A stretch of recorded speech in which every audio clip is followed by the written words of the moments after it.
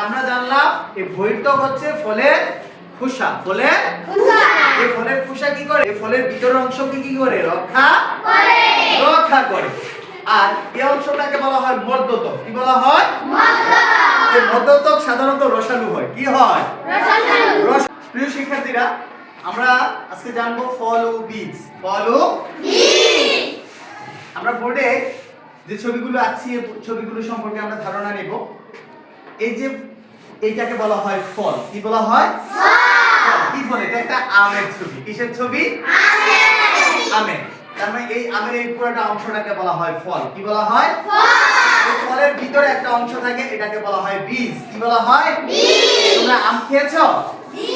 আমের ভিতরে একটা কি বীজ থাকে। এটা আমরা গ্রামের ভাষায়, আমাদের আঞ্চলিক ভাষায় এটাকে বলে বড়া। এটাকে বলা আটি। কি বলা হয়? আটি। এটা হচ্ছে বীজ। এটা কি? বীজ। এখানে ফলের ছবি আমরা জানবো আমের বিভিন্ন অংশের। এই ফলটার বিভিন্ন অংশের নাম। যেমন এই ফলের বাহিরে একেবারে চতুর্দিকে যে একটা আবরণ থাকে, এটাকে বলা হয় বহির্ত্বক। কি বলা হয়? বহির্ত্বক। মনে থাকবে, এই বাহিরের অংশটাকে বলা হয় বহির্ত্বক, যেটাকে আমরা গ্রামের ভাষা বলি আমের চামড়া। কি বলি? চামড়া অথবা শিলা। শিলা মানে এটাকে বলা হয় বহির্ত্বক। কি বলা হয়? বহির্ত্বক। এবং এই বহির্ত্বকের ভিতরে যে অংশটা, এই অংশটাকে বলা হয় মধ্যতক। কি বলা হয়? মধ্যতক। এবং আমরা দেখতে পাচ্ছি এই আমের এই ফলটার মাঝখানে যে অংশটা, এটা একটা কি? বীজ। এটা কি? বীজ। অবশ্য এই বীজের একটা আবরণ থাকে। বীজের মাঝখানে কি থাকে? একটা আবরণ। বীজের চতুর্দিকে আবরণ থাকে। এই বীজের এই আবরণটা, এটাকে বলা হয় অন্ততক। কি বলা হয়? অন্ততক। এবং অন্ততকের ভিতরে যেটা থাকে, এটা হচ্ছে বীজ। এটা কি? বীজ। এটা হচ্ছে বীজ। তো তাহলে আমরা জানলাম এই ফলের এই চতুর্পাশের এই অংশটাকে কি বলা হয়? বহির্ত্বক। এবং বহির্ত্বকের ভিতরের অংশটাকে কি বলা হয়? মধ্যতক। কি বলা হয়? এবং বীজের যে বাহিরের অংশটা অন্ততক। কি বলা হয়? এই বহির্ত্বক, মধ্যতক বা অন্তর্তক, এটাকে বলা হয় একসাথে, এগুলাকে বলা হয় পেরিকা। কি বলা হয়? পেরিকা। এবং এই বীজের এই মাঝখানের এই অংশটাকে বলা হয় বীজ মূলত। তাহলে আমরা ফলের এই বিভিন্ন অংশের নাম জানলাম। আমরা কি পারবো? জি স্যার। এটাকে কি বলা হয়? বহির্ত্বক।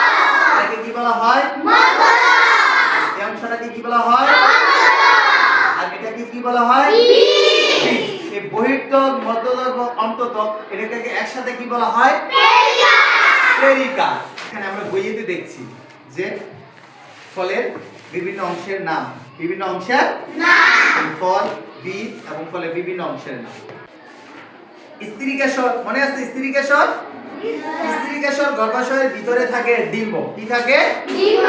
ডিম্বক। ডিম্বক হলো স্ত্রীকোষ। ডিম্বক হলো কি? স্ত্রীকোষ। পরাগরেণুর পুরুষ কোষ গর্ভাশয়ের ডিম্বকের সাথে মিলিত হয়। এই প্রক্রিয়াকে বলা হয় নিষেক। কি বলা হয়?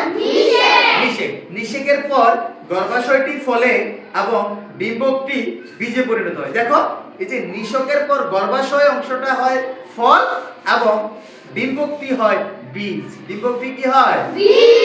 বীজ। তাহলে ফলের বিভিন্ন অংশগুলো হচ্ছে, একটা হচ্ছে পেরিকার্প, আরেকটা হচ্ছে বীজ। একটা হচ্ছে পেরিকার্প, আরেকটা হচ্ছে বীজ। তার মানে এই অংশটাকে বলা হয় পেরিকার্প আর এই ভিতরের অংশটাকে বলা হয় বীজ। তাহলে এই পেরিকার্পের আবার তিনটা স্তর আছে। পেরিকার্পের কি আছে? একটা স্তরে কি হচ্ছে? বহির্ত্বক, একটা হচ্ছে মধ্যতক, আরেকটা হচ্ছে অন্তর্তক। এই বহির্ত্বক হলো ফলের খোসা। এই বহির্ত্বকটা কি? ফলের খোসা। এই ফলের ভিতরের অংশকে এই খোসাটা কি করে? ফলের ভিতরের অংশটাকে কি রক্ষা করে। তাহলে আমরা জানলাম এই বহির্ত্বক হচ্ছে ফলের খোসা। ফলের খোসা। এই ফলের খোসা কি করে? এই ফলের ভিতরের অংশকে কি করে? রক্ষা করে। আর এই অংশটাকে বলা হয় মধ্যতক। কি বলা হয়? এই মধ্যতক সাধারণত রসালো হয়। কি হয়? রসালো হয়। যেটা আমরা খাই। এটাতে কি থাকে? এতে ভিটামিন এবং খনিজ লবণ থাকে। এই মধ্যতকে কি থাকে? ভিটামিন এবং খনিজ লবণ থাকে। আর অন্ততক, এই অন্ততক দিয়ে কি থাকে? বীজটা ঢাকা থাকে। বীজের উপরের পাতলা একটা আবরণ, এটাকে বলা হয় অন্তর। এই বীজের উপরের যে একটা আবরণ, এটাকে বলা হয় কি? অন্তরতল। তাহলে আমরা ফলের এই বিভিন্ন অংশের নাম জানলাম। আমরা কি পারবো?